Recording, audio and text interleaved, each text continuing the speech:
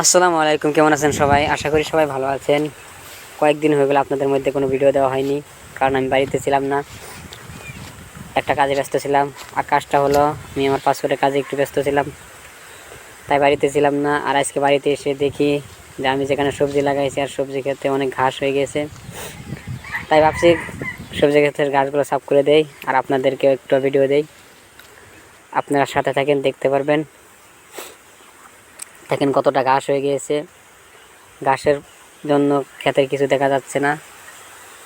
আর এদিকে আমার সবজিগুলো অনেক বড় হয়ে গিয়েছে, দেখেন বলগুলো অনেক বড় হয়ে গিয়েছে। কিছুদিন আগে দিয়েছিলাম আপনাদেরকে ভিডিও, তখন ছোট্ট ছোট্ট ছিল, আর এখন বড় হয়ে গিয়েছে,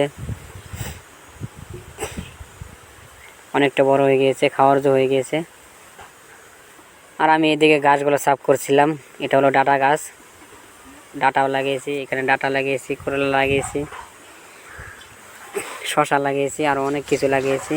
আর আমি গাছগুলো সাফ করছিলাম,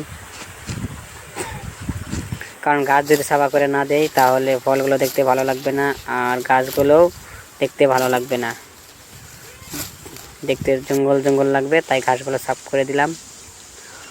অনেকটা ঘাস কেটেছি, এগুলো ছাগলকে দেবো বাড়িতে, আমাদের বাড়িতে ছাগল আছে, ছাগলকে দিব।